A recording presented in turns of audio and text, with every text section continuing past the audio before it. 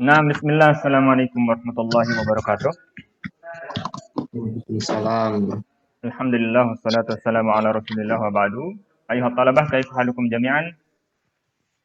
Alhamdulillah bi Naam, khair. naam, la'allakum bi khair. Naam. نواصل درسنا هذا اليوم من درس منهاج الفرقة الناجية والطائفة المنصورة للشيخ محمد بن جميل زينو رحمه الله تعالى. نعم. في الدرس السابق قد ذكرت لكم معنى محمد رسول الله صلى الله عليه وسلم. Saya pelajaran sebelumnya sudah kita sebutkan tentang makna Muhammad Rasulullah ya, Muhammad Rasulullah, dan kita sudah membaca poin pertama yang disebutkan oleh penulis ya, rahimahullah taala pada halaman 23. Pada halaman 23. Pada halaman 23 kita sudah sebutkan yang pertama bahwasanya makna Muhammad Rasulullah itu ya, makna seorang mengimani tentang Muhammad Rasulullah itu yang mana? Halaman 23 ya. Pada poin pertama itu kita sudah sebutkan perkataan muallif rahimahullah taala yang beliau mengatakan al-imanu bi annahu mursalun min indillah. Makna pertama bahwasanya kita mengimani bahwasanya beliau adalah utusan Allah Subhanahu wa taala. Kemudian kita membenarkan fanusaddiquhu fi ma akhbar ya. Semua yang dikabarkan oleh Nabi sallallahu alaihi wasallam wajib untuk seorang mempercayai dan mengimaninya, membenarkannya. Kemudian wa nuti'uhu fi ma amar. Kemudian kita mentaati apa yang beliau perintahkan.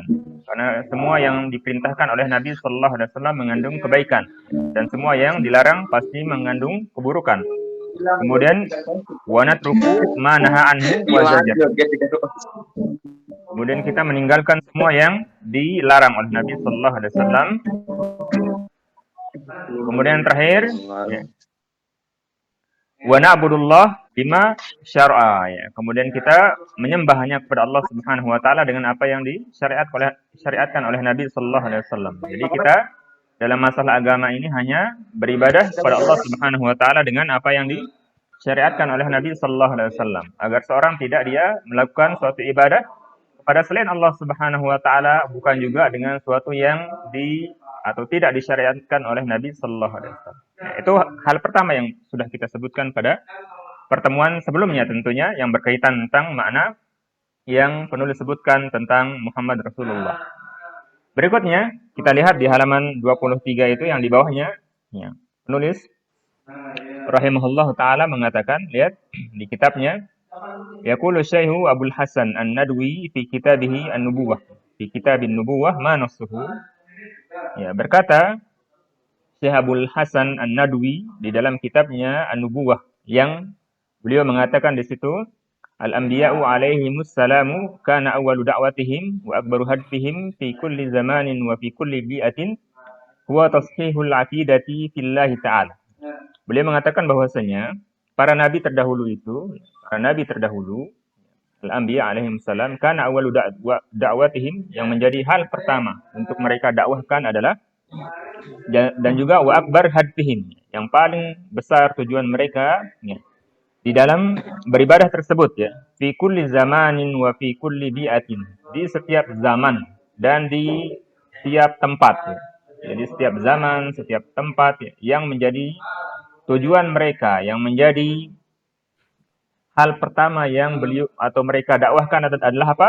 Huwa tashihul aqidati fillahi ta'ala, yaitu membenarkan atau memperbaiki ya, akidah kepada Allah Subhanahu wa taala. Ini hal terpenting tentunya, selain atau sebelum hal-hal yang lain dari apa yang perlu didakwahkan kepada diri sendiri ya, kemudian juga kepada keluarga, kemudian juga kepada masyarakat misalnya, maka hal pertama yang harus diperbaiki terutama untuk diri kita tentunya, karena kitalah yang paling berhak tentu untuk memperbaiki diri kita ya, yang paling berhak untuk selamat, yang paling berhak untuk mendapatkan kebaikan baik di dunia maupun di akhirat nanti, yaitu seorang harus memperbaiki akidahnya kepada Allah Subhanahu wa taala. Bagaimana dia memiliki keyakinan kepada Allah Subhanahu wa taala dengan keyakinan yang benar, Bagaimana dia beribadah kepada Allah Subhanahu wa taala sesuai dengan apa yang diinginkan oleh Allah Subhanahu wa taala. Dia benar dalam memahami yaitu tauhid rububiyah misalnya, tauhid uluhiyah misalnya, tauhid asma wa sifat misalnya. Enggak ada. Deman belum kita. Perhatikan. Ya. Bagi dah. Enggak bisa berbikin tapi. Perhatikan. Jadi itu hal pertama ya yang mereka para nabi dahulu lakukan, yaitu memperbaiki akidah kepada Allah Subhanahu wa taala ya.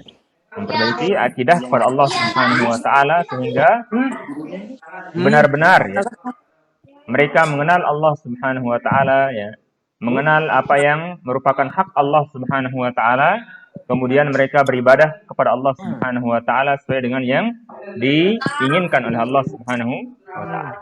Paham ini? Paham? Ya.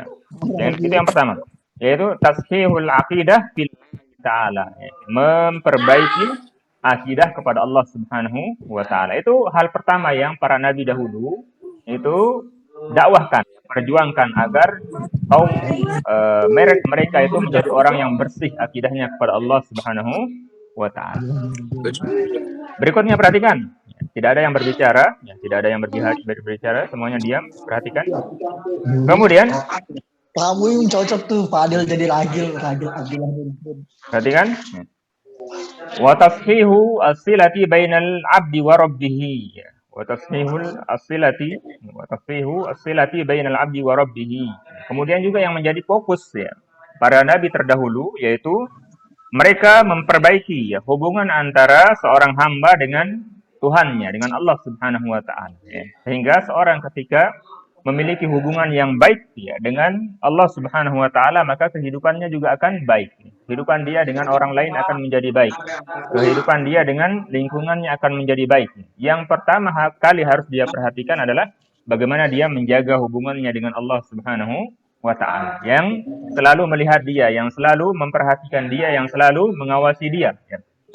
Meskipun seorang berada di tempat yang sepi misalnya ya, berada di tempat yang sepi misalnya, ketika dia sudah bagus hubungannya dengan Allah Subhanahu wa taala, maka dia tidak akan melakukan hal-hal yang dilarang oleh Allah Subhanahu wa taala. Kenapa? Karena dia mengetahui ya.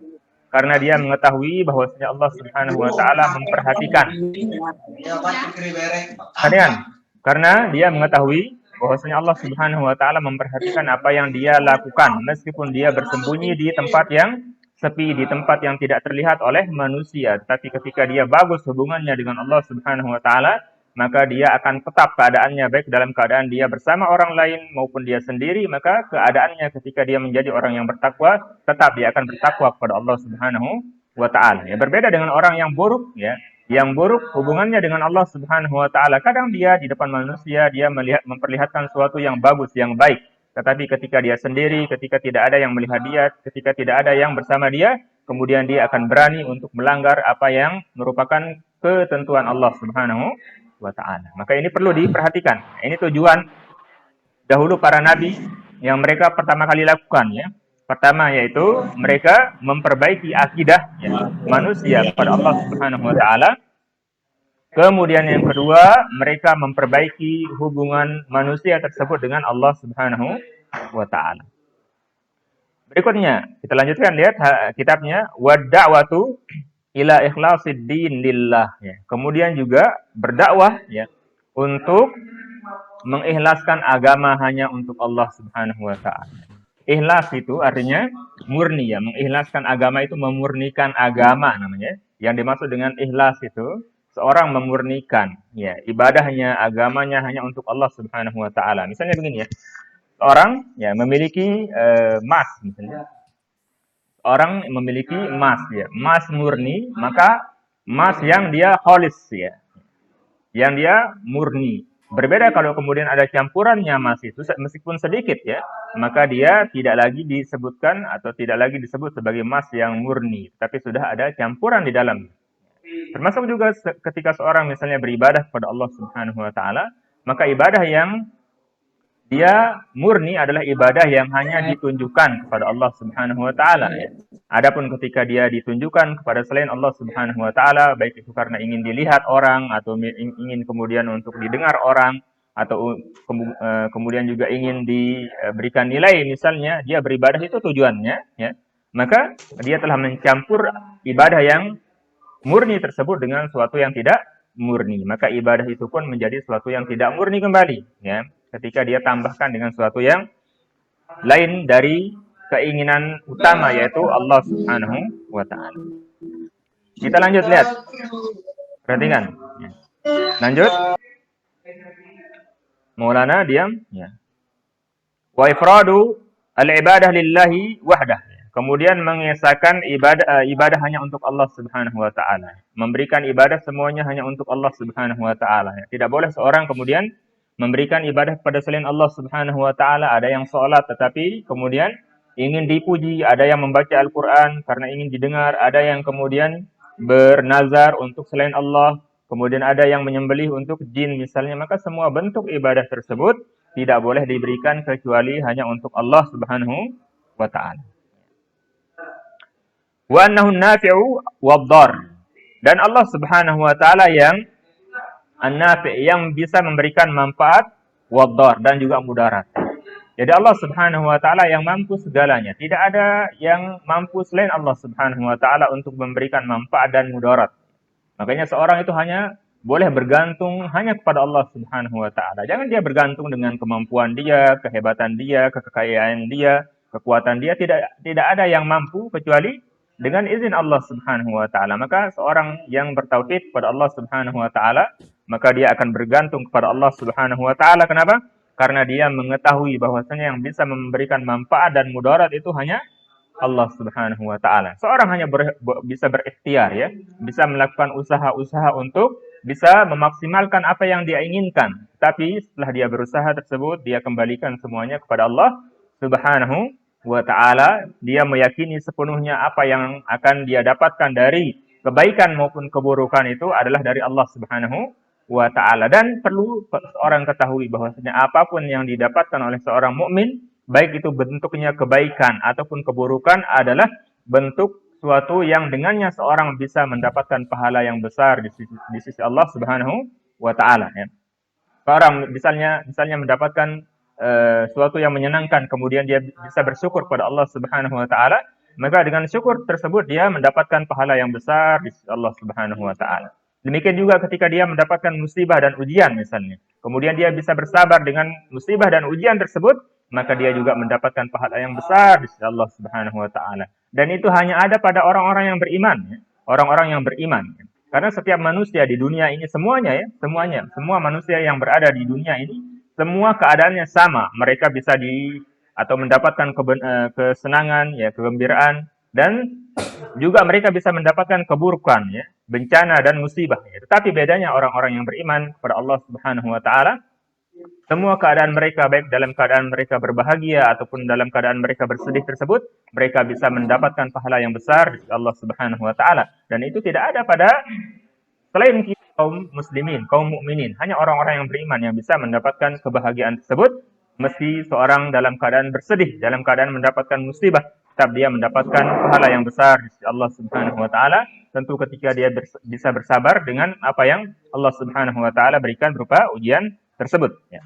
Berikutnya, al-mustahiqu lil ibadati wal du'ai wal iltija wan nusuki adzabah wahdah. Kemudian hanya Allah Subhanahu wa Ta'ala yang berhak untuk diibadahi, yang seorang berdoa kepadanya, ya. Tidak boleh seorang berdoa kepada selain Allah Subhanahu wa Ta'ala, ya. Sebagian orang kemudian dia pergi ke tempat yang dianggap keramat, tempat yang dianggap memiliki kehebatan dan keangkeran misalnya, kemudian dia berdoa di situ, maka ini adalah bentuk kesyirikan kepada Allah Subhanahu wa Ta'ala. Kemudian juga sebagian orang mereka meminta pertolongan kepada selain Allah Subhanahu wa Ta'ala, kepada jin, kepada setan, kepada tempat-tempat, kepada bebatuan dan sejenisnya, maka ini adalah bentuk juga kesyirikan kepada Allah Subhanahu wa Ta'ala. Maka semua bentuk ibadah, ya, harus hanya diberikan kepada Allah Subhanahu wa Ta'ala, termasuk juga an-nusuk, yaitu seorang menyembelih tersebut hanya kepada Allah Subhanahu wa Ta'ala. Wa kanat hamlatuhum murakkazatan muwajjahatan ila al-wataniyah fi usurihim. Dan, ya, hal pertama yang merupakan tugas para nabi-nabi tersebut dahulu, yang menjadi fokus mereka adalah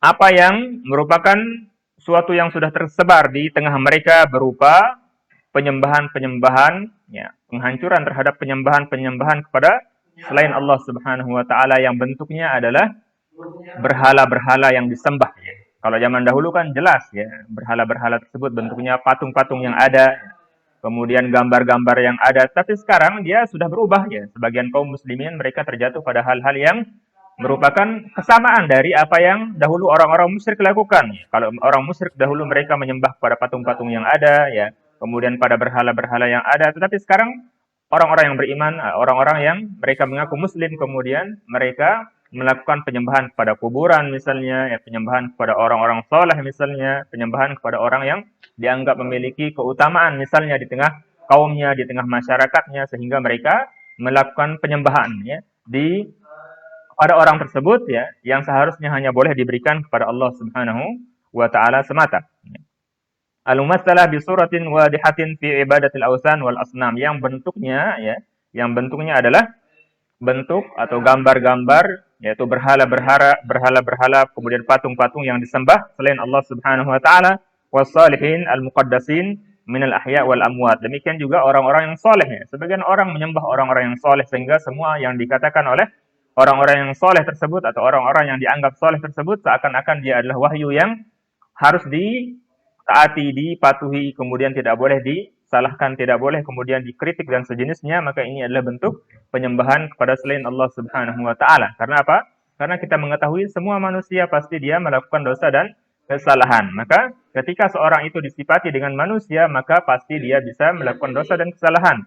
Sebagaimana yang sudah disebutkan oleh Nabi Shallallahu Alaihi Wasallam tentang sifat manusia yang dia memiliki kesalahan. Ya, maka siapapun dia dari manusia tersebut, setinggi apapun dari kedudukan yang dia miliki di tengah masyarakat tersebut, tidak boleh kemudian diberikan kepadanya bentuk apapun dari ibadah, ya, yang merupakan hak Allah Subhanahu wa taala. Tidak boleh kemudian seorang akan mentaati semua apa yang dikatakan oleh seorang yang dianggap soleh tersebut, dianggap bertakwa tersebut, ya. Kemudian sampai padahal hal tersebut adalah sesuatu yang menyelisihi apa yang diperintahkan oleh Allah Subhanahu wa taala dan juga oleh Nabi sallallahu alaihi wasallam, ya.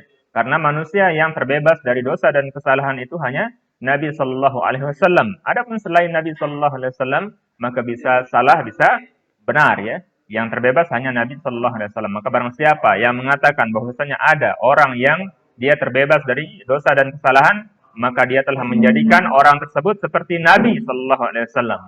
Dia telah menjadikan secara tidak langsung orang tersebut seperti Nabi Sallallahu Alaihi Wasallam, atau telah menjadikan orang tersebut memiliki kedudukan seperti Allah Subhanahu Wa Taala yang kemudian menentukan hukum boleh atau tidaknya. Maka hal tersebut adalah sesuatu yang terlarang dalam Islam, yang tidak boleh seorang kemudian mengagungkan orang-orang soleh melebihi yang telah ditentukan oleh Allah Subhanahu wa taala, ditetapkan oleh Nabi sallallahu alaihi wasallam, baik mereka adalah orang yang masih hidup ataupun sudah meninggal dunia.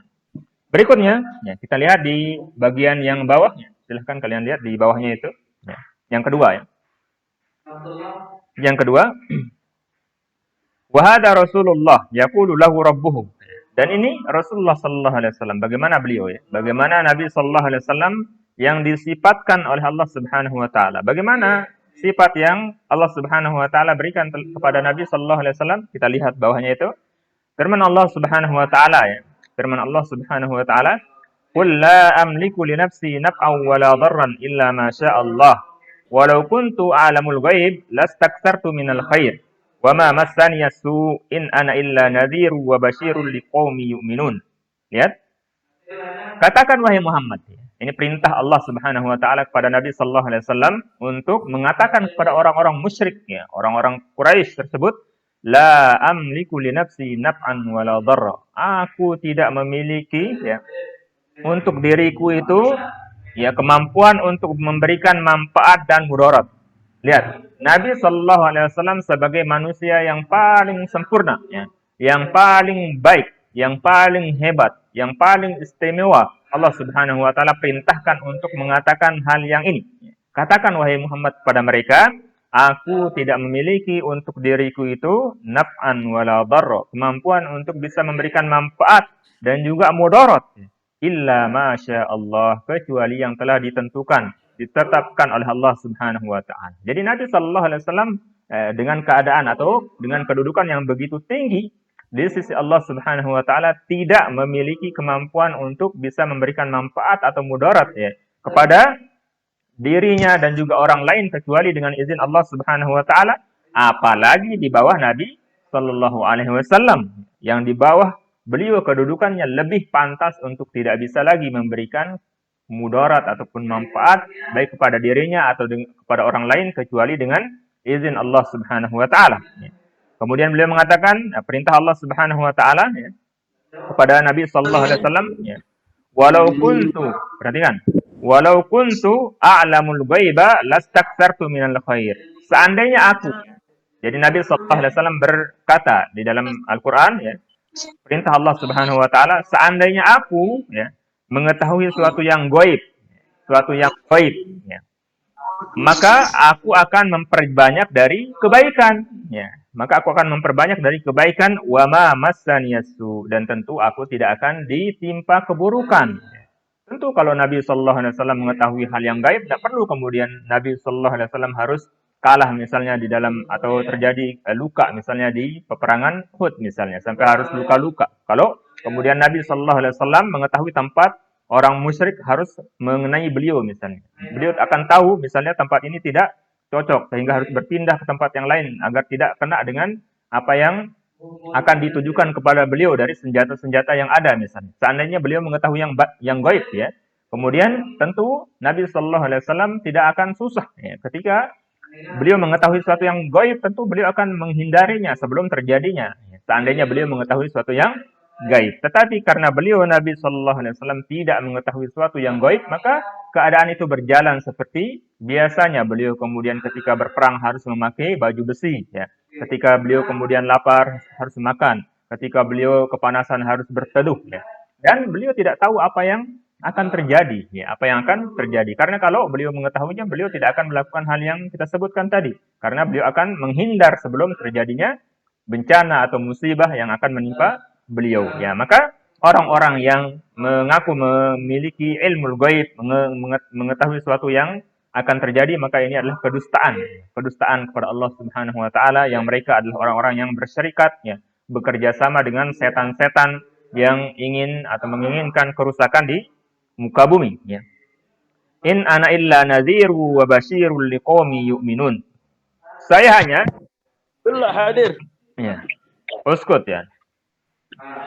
Sesungguhnya saya adalah pemberi peringatan dan juga kabar gembira bagi orang-orang yang beriman. Jadi Nabi sallallahu alaihi wasallam adalah pemberi peringatan dari hal-hal yang membahayakan seorang hamba baik di dunia maupun di akhirat, dan memberi kabar gembira bagi mereka orang-orang yang menginginkan kebaikan ya. Maka orang-orang yang beriman yang mereka akan mendapatkan kabar gembira dari Nabi sallallahu alaihi wasallam ketika mereka menyembah hanya kepada Allah Subhanahu wa taala, beribadah hanya kepada Allah Subhanahu wa taala, mengikuti Nabi sallallahu alaihi wasallam ya. Dan tidak melampaui apa yang telah ditetapkan oleh Allah Subhanahu wa taala dalam memberikan kedudukan ya kepada Nabi sallallahu alaihi wasallam, apalagi kemudian kepada orang yang di bawah Nabi sallallahu alaihi wasallam. Maka seorang wajib menempatkan sesuatu pada tempatnya sampai dia menempatkan sesuatu bukan pada tempatnya. Jangan dia melebihkan atau dia mengurangi apa yang merupakan kedudukan yang telah diberikan oleh Allah Subhanahu wa taala kepada seseorang. Kemudian kita lanjutkan sedikit ya. Wa qala sallallahu alaihi wasallam, la tutruni kama atratin nasara ibnu Maryam, fa innama ana abdun faqulu Abdullah wa rasuluh. Nabi sallallahu alaihi wasallam bersabda, ya, jangan kalian menyanjungku seperti orang-orang Nasrani menyanjung Isa alaihissalam, ya, ibnu Maryam. Tetapi saya itu hanya seorang hamba ya. Saya seorang hamba ya. Maka katakanlah Abdullah wa Rasul. Tapi katakanlah bahwasanya aku adalah seorang utusan Allah ya, hamba Allah Subhanahu wa taala dan utusan Allah Subhanahu wa taala. Jadi beliau tidak ingin disanjung seperti orang-orang Nasrani yang menyanjung Isa alaihissalam berlebihan sampai taraf kemudian menuhankan Nabi Isa alaihissalam. Maka dalam Islam larang hal yang demikian. Seorang tidak boleh melakukan hal yang sama kepada Nabi sallallahu alaihi wasallam, mengagungkan Nabi sallallahu alaihi wasallam, menganggap Nabi sallallahu alaihi wasallam mengetahui segala sesuatu, menganggap Nabi sallallahu alaihi wasallam mampu untuk memberikan manfaat dan mudarat ya, dengan tanpa izin Allah Subhanahu wa taala. Tidak seperti itu. Tidak seperti itu. Bahkan Nabi sallallahu alaihi wasallam melarang seorang untuk menjadikan beliau seperti Nabi Isa alaihissalam yang bahkan disembah ya. Yang disembah bahkan dikatakan sebagai anak Allah Subhanahu wa taala ya. Sebagaimana orang-orang Nasrani tersebut ya. Sebagaimana juga orang-orang Yahudi yang mengatakan bahwasanya misalnya Uzair adalah anak Allah Subhanahu wa taala, atau orang-orang musyrik yang mengatakan bahwasanya malaikat adalah putri-putri perempuan Allah Subhanahu wa taala. Ya, maka di sini kita dilarang sebagai seorang muslim, seorang mukmin untuk memperlakukan Nabi sallallahu alaihi wasallam seperti perlakuan orang-orang Yahudi, orang-orang Nasrani, orang-orang musyrikin ya, di dalam mengagungkan orang-orang yang diberikan kelebihan oleh Allah Subhanahu wa taala tersebut. Maka seorang harus menempatkan sesuatu pada tempatnya agar dia tidak terjatuh pada sesuatu yang diharamkan oleh Allah Subhanahu wa taala. Kemudian yang terakhir ya. Terakhir, wal itra huwa ziyadah wal mubalaghah fil madah. Yang dimaksud dengan itra ya, la tutruni, kata la tutruni itu maksudnya al itra ya. Al itra tutruni itu huwa ziyadah wal mubalaghah fil madah, yaitu berlebihan, melampaui di dalam seorang menyanjung. Itu dilarang dalam Islam. Dilarang seorang itu melampaui berlebihan di dalam menyanjung Nabi sallallahu alaihi wasallam. Fala nad'uhu min dunillah. Maka tidak boleh seorang itu untuk dia berdoa ya kepada Nabi sallallahu alaihi wasallam. Ya. Karena itu adalah bentuk peribadatan kepada selain Allah Subhanahu wa taala. Kama fa'alatin nasara fi Isa bin Maryam, sebagaimana yang dilakukan oleh orang-orang Nasrani kepada Nabi Isa alaihissalam. Fawaqa'u fi syirki wa 'allamana an naqul Muhammadun Abdullah wa rasuluh. Ya. Maka mereka orang-orang Nasara tersebut, ya, orang-orang Nasrani tersebut jatuh dalam perbuatan syirik kepada Allah Subhanahu wa taala. Tetapi kemudian Nabi sallallahu alaihi wasallam mengajarkan kita untuk mengatakan Muhammadun Abdullah wa rasuluhu, bahwasanya Muhammad adalah hamba Allah Subhanahu wa taala dan Rasul Allah Subhanahu wa taala. Jadi beliau adalah seorang manusia seperti kita ya, beliau capek, beliau lelah, beliau makan, beliau minum, ya beliau menikah, ya beliau melakukan hal-hal yang dilakukan oleh manusia, yang secara umum dilakukan oleh manusia, tetapi bedanya beliau adalah utusan Allah Subhanahu wa taala yang diberikan oleh Allah Subhanahu wa taala wahyu untuk kemudian mengabarkan kepada manusia, memperingatkan manusia dari hal-hal yang terlarang ya. Kemudian mengabarkan kebaikan atau memberi kabar gembira kepada orang-orang yang mereka beriman kepada Allah Subhanahu wa taala. Ya. Itu yang kita sebutkan di pelajaran kita dari kitab Minhaj ya.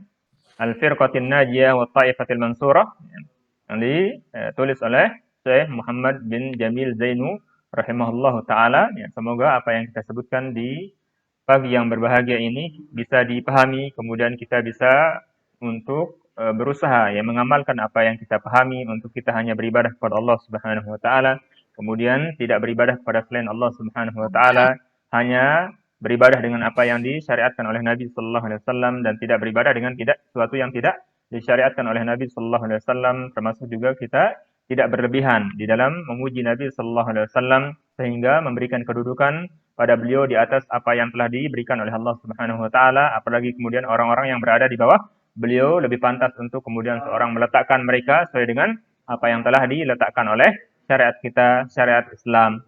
Mungkin ini yang bisa kita sebutkan, tetapi sebelum kita tutup apa yang kita sampaikan hari ini, kita mau absen dulu ya, sehingga yang hadir mengatakan hadir, yang tidak hadir ya agar dia diam saja ya, sehingga lebih mudah untuk di absen. Yang pertama, kelasnya Ustaz. Ya. Abdurrahman Yusuf Bages hadir. Hadir. Hadir. Abidia. Abidia? Mana Abidia? Ya, Goib. khair pribadi. Ya. Goib. Apial. Goib. Abidia Supan ke. Ahmad Fikra. On mic semua, makanya on mic. Ahmad Fikra. Abdul. Gaib. Ahmad Riza. Akmal Aiman. Hadir. Hadir. Argam. Gaib. Azza. Hadir Ustaz. Wan. Gaib. Zakwan gaib. Fajar. Hadir. Farullah. Farullah. Hadir. Fikri Rahman. Hadir. Hadir. Fityatul. Hadir. Hadir Ustaz. Tah. Gaib. Hafiz. Hadir. Hadir Ustaz. Hilman. Gaib. Hilman gaib ya. Ikbar. Hadir. Hah? Hilman. Hadir. Hadir. Hadir. Ya. Ikbar. Hadir Ustaz, hadir. Alfian. Hadir, hadir. Gilang. Hadir. Hadir Ustaz. Ya. Naufal. Hadir. Baron. Alfayed. Ustaz. Ya. Muhammad Hadir, Zaidan. Muhammad Zaidan. Hadir. Hadir, Ustaz. Al-Abbas. Hadir. Hadir. Baron. Sufyan. Gaib ya. Muhammad Alpin Majdi. Hadir. Hadir Ustaz. Ya. Hadir. Fatih Hisham. Hadir. Kemudian Ghazi. Hadir. Hadir. Rahbini. Hadir. Ya. Tauhid. Hadir Ustaz. Hadir. Raya. Baron. Hadir, Ustaz. Hadir. Saiful. Hadir Ustaz. Hadir. Satrio. Satrio. Gaib. Saddam. Hadir. Tin. Gaib. Hadir. Hadir. Oh. Ziyad. Hadir. Hadir Ustaz. Hadir. Hadir. Hadir. Oke. نعم. kita درسنا هذا اليوم نواصل إن شاء الله في الدرس القادم مع هذا الكتاب إن شاء الله. نعم. Udah ditulis kamu pin yuk. هذا وصلى الله على نبينا محمد والسلام عليكم ورحمة الله وبركاته. Waalaikumsalam warahmatullahi wabarakatuh.